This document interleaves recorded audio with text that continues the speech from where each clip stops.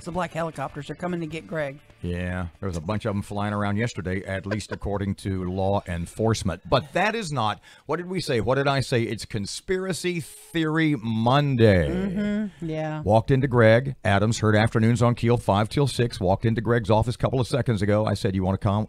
You want to wander on in? What do you want to talk about? He says, what do you want to talk about? I said, the NFL plot to keep the Saints out of the Super Bowl. And he said, what's more obvious than that? Oh, God. Yeah. And yet you're laughing. You are laughing. You are laughing in condescension. Oh, my God. The Saints were awful yesterday. We all admit that. That's absolutely the case. Drew Brees should have retired 2 years ago. Yeah. Sean Payton should be coaching another franchise. But does the fact all that of the those Saints, things are 100% factually does accurate. the fact that the Saints put them in positions to be screwed, does that mean they're not getting screwed? But yeah, no. The way they played yesterday does not mitigate what happened at the end. Mm-hmm. Like any more than last year did against the Rams. But yeah, they played poorly. That's fine. And that's a separate conversation from this part of the conversation.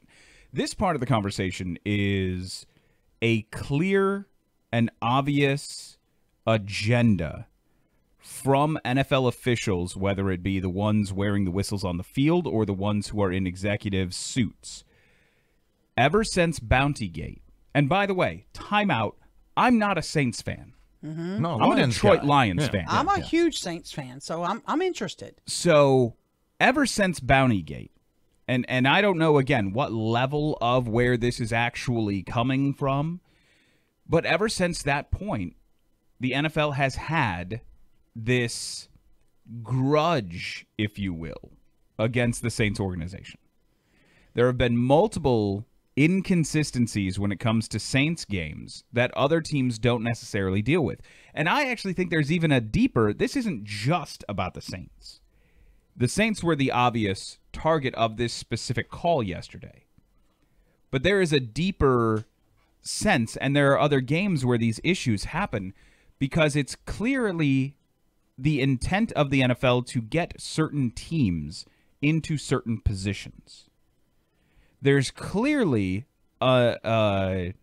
something in, whether it's a conversation that happens at an executive level or on the field level. There's definitely some point where, like the officials last year said, hey, we've got this Los Angeles team that is in the second largest TV market. We really need these ratings. So if you could go ahead and find a way to get Los Angeles into the Super Bowl. So how does Minnesota rate better than and here's Minnesota doesn't. It's not about Minnesota. Okay. It's about Green Bay. It's about clearing a path to get Green Bay into that Super Bowl. So they're going to do whatever they can on the NFC side to get Green Bay into that Super Bowl. Now, is Green Bay a large market? No, it's actually the smallest market in all of pro sports. But they have a large fan base, and Aaron Rodgers consistently is one of the highest jersey sales in the NFL.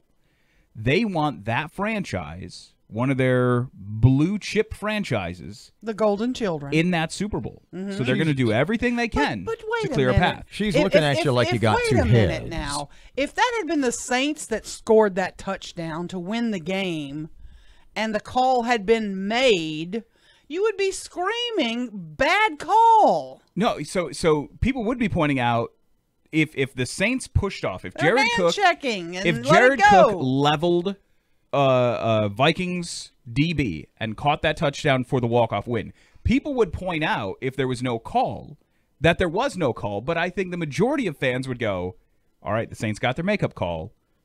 We're even now. No more complaining. You're even now. You're moving on because you got the call at the end of this game.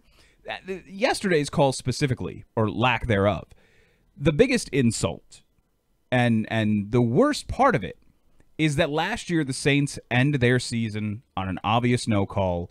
It's such a big deal. The NFL literally changes their rules for this exact situation.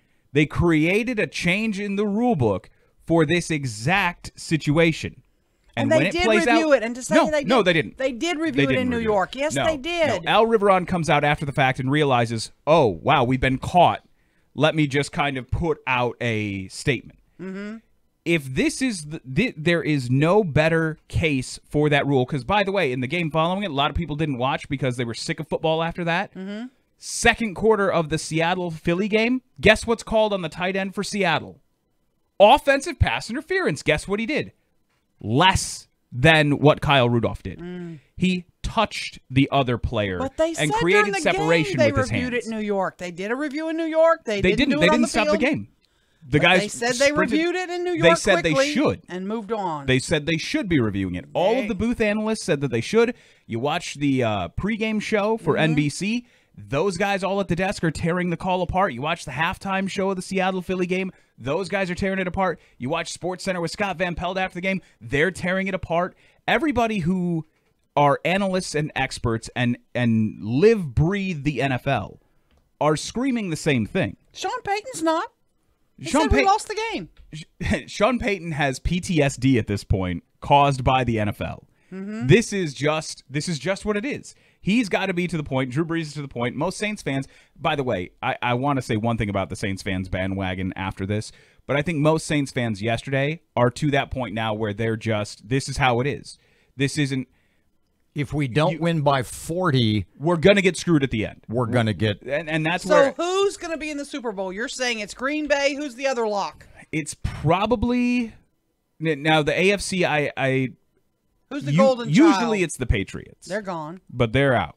It's not going to be Why Tennessee. didn't we rig it for them? We have in a lot of cases, but at this point, there's really no purpose to. Okay. And plus, the NFL probably doesn't want to deal with the Tapegate situation Yeah. clouding over the Super Bowl. They're going to punish them in the next week or two for Tapegate with Cincinnati. They don't want to deal with that in the playoffs. Do you really think that Roger Goodell isn't sitting there every day making $35 million a minute, looking at all of this, laying all of this out, thinking about how this is going to play out? What do you think he does every day?